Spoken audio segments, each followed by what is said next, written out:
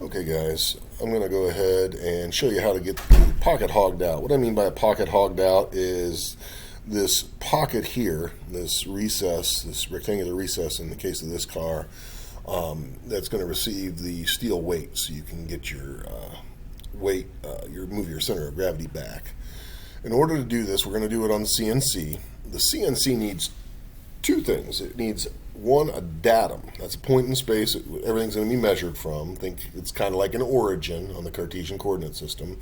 But you're going to navigate the quarter-inch end mill to your datum and then hit 0 on the X, Y, and Z axis.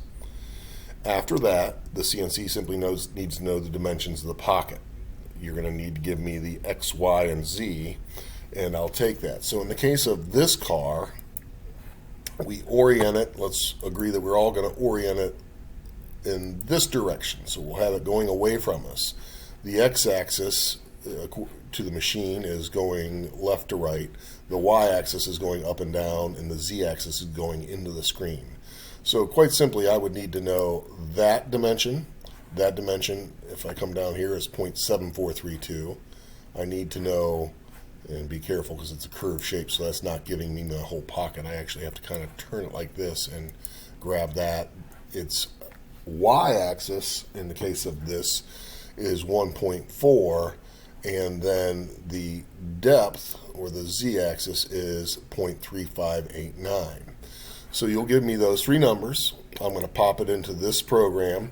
Notice that if I go to the setup down here, the datum is in the left-hand corner. So datum position, that's right there. Obviously, I'm just going to hit OK. I already got that set up. And then I'm just going to make a rectangle. The rectangle, I'll enter for the width, will be 0.7432. For the height, I'll hit that, and I'll hit Create. I'll close that, and then I'm going to run a pocketing toolpath. It's got a quarter-inch end mill, and it will be, I got to give it a depth on this. So my cut depth will be 0.3589. I'm going to go ahead and hit calculate. Oops. Okay, I'll select those vectors and hit calculate, and it will go ahead and cut a pocket in there. So it's going to cut that pocket at exactly that spot. So as long as I put that bit on the datum point exactly where I want it, that'll cut that pocket into my car. Obviously, I got an oversized block here, but it's going to put that pocket right there with that as my datum.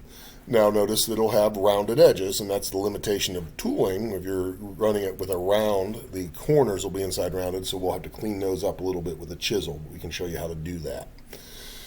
So what I'm going to need from you is those three dimensions, and then also we need to be able to place our datum point. So you need to go on the top of your car, maybe some crosshairs with a circle, or you could literally use this is measuring with calipers, but we need to be able to place that there, and then you'll drop it down. So you'll place it where you want as far as the X and Y, and you'll drop it down until it just touches, and we'll work on trapping a piece of paper. I'll show you a method for zeroing that's pretty commonly used, but that's going to let us do that. The next thing we're going to do is we'll go ahead and put one of these into practice here. We'll make a practice run with a student actually doing it, and then we'll see if we can produce a second video showing the actual. But so you're going to have it marked. You understand exactly where it's going to go. I'll help you clamp it into the machine, and then you saw that didn't take very long. That'll take me about a minute, and it just USBs over to the pendant, and we run it. So that's what I need as far as hogging out.